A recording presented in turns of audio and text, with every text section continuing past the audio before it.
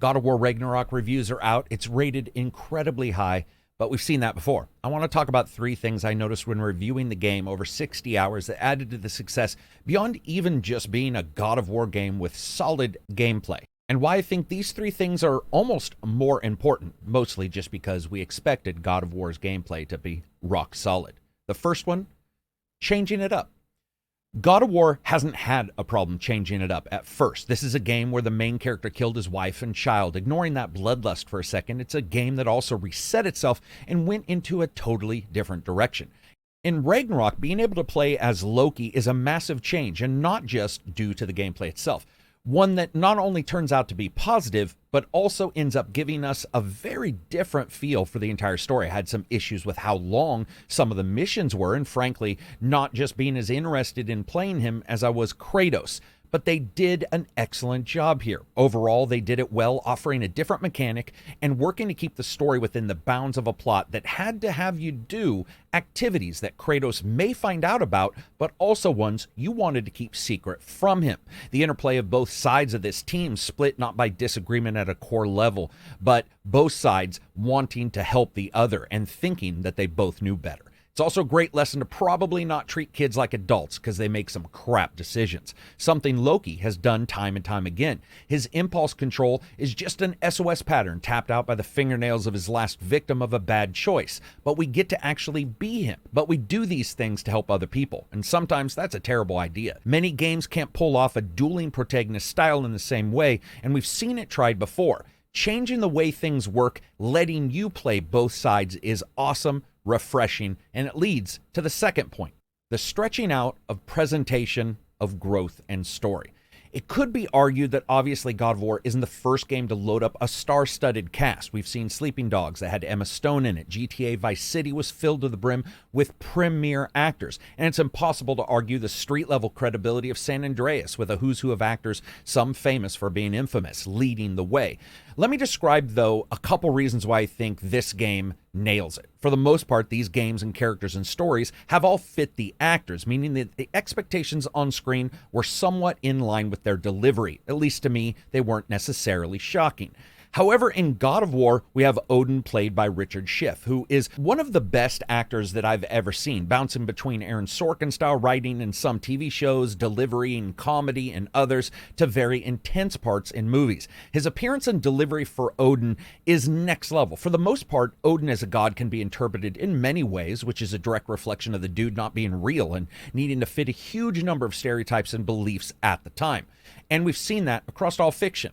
Richard comes in and changes up Thor in an unexpected way, an almost confusing, puzzling manipulator, but in a way where the manipulation is an expectation and the extension of the same myths that we heard as kids, but they're not reflected or focused within the scenes that we see. Because what occurs at first never gives you an indication other than a god looking for what's beyond, like an explorer, hitting the east coast of a continent, walking west, getting to a new ocean and saying, well, what's over there? The longing is representative of everything everyone else in the game feels. Every single character has it, and the ability to stretch it to him makes the story sing. Kratos and his desire to find some kind of peace, though he always knows during the night in particular places peace won't come, and nightmares can affect the day if you let it, and his desire to save his son. The son's desire to try to discover what's beyond Ragnarok and a future he wants where he can save all those he loves. Richard comes in and offers a fix for one of the two, because we all know that we can't really have it possibly be happy at the end of Ragnarok, or so we think. Richard's delivery of this blasé lack of care towards Kratos and his subtle comments pointing to his spot above everyone else isn't delivered in the pointed way you might expect. There isn't a knowing nod or a telltale sign of obvious intent, but a well-worn exterior of someone whose life is measured in the half-life of other elements, who plays the long game and is very good at it. The way Odin comes off as a tool that could possibly be used by the protagonists. But the reason people don't drive cars through doors as lockpicks is because you're left with friggin' anarchy afterwards. Without his delivery of this, there wouldn't really be a threat of something bad, and if he was overly aggressive like Ryan's turn as Thor, it would be an enemy that Kratos can react to, but without action, Kratos doesn't actually always know how to move forward. They even discuss that in all the games. He was cautious, but it's usually on display when others are around him, and that works perfectly against Odin and his own desires, and it plays off him. It's Richard's body style and mannerisms that are going to be familiar to those who know the actor, that those who don't will start to understand what I'm talking about. They can make you take a second look at Odin, wonder what exactly is going on. It's not completely different from other representations, but it's also not delivered in the all-knowing master of mystery that we've seen either. It's a kindred spirit in a way, wondering the same things every single other person does, and it makes you begin to question what you're seeing. It takes a great leader and a great development team to put all this together, because it's not only about the story and the plot and the character, the acting and the combat, it's also about the tech. But I want to talk about something else that we're starting to see come up in games, and it's so great to see here, and that's options and accessibility, and why it matters in particular to this game. We can discuss Gotham at 30 FPS, but that isn't just what I'm talking about. It's not just offering 60. This is many, many options. And while I didn't like the fast frame rate versions as much due to some weird image quality issues, the idea of having it is tremendous. Will all companies be able to do that? No. But those that do open up their consumer base a bit. It's not a one-for-one thing. We know people will slide either way if a title's interesting enough. But the option's there, and it's a massive positive PR boost, even if it's not perfect. And we can devolve down to every game should have it if one did. That's not how game design works. It just doesn't. However, what true thought process there should be now is that every dev thinks about it and decides against it or for it. That decision should now have more weight, even with God of War added. And God of War is just one game, but we're seeing this pattern starting to repeat itself, and it very much helps. Accessibility is a huge part when it comes to the difficulty and it comes to the graphical options. Every game won't have a difficulty setting, and every company doesn't have the money to put upfront development time for shaders and all sorts of balancing. But God of War is a massively popular series, and Sony is becoming wildly known as a company embracing accessibility in the major titles, just like Microsoft. And these openings make a larger audience for an already growing audience that we have in gaming, and a large one already for God of War.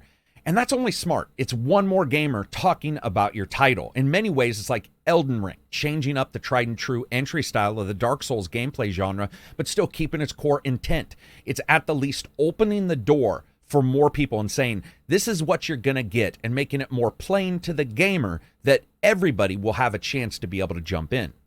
While the first two are more specifically based around the delivery, creativity, and masterwork of excellent writers and designers and creators, the last is something that many games will most likely have an easier path towards. And I would love to see more games like Elden Ring changing up its way of working, or God of War adjusting difficulty to make more sense like we see in Ragnarok, and I would love to see that in other games, allowing for color blindness options, throwing in 60 FPS modes in there so you're not tied to variable refresh rate monitors, but can still get a good solid frame rate in all your action games. All games are not one particular part. They're many, and God of War Ragnarok shows what you can do when you care about all the elements of a game. We've seen this elsewhere in titles from other companies too, and I love it.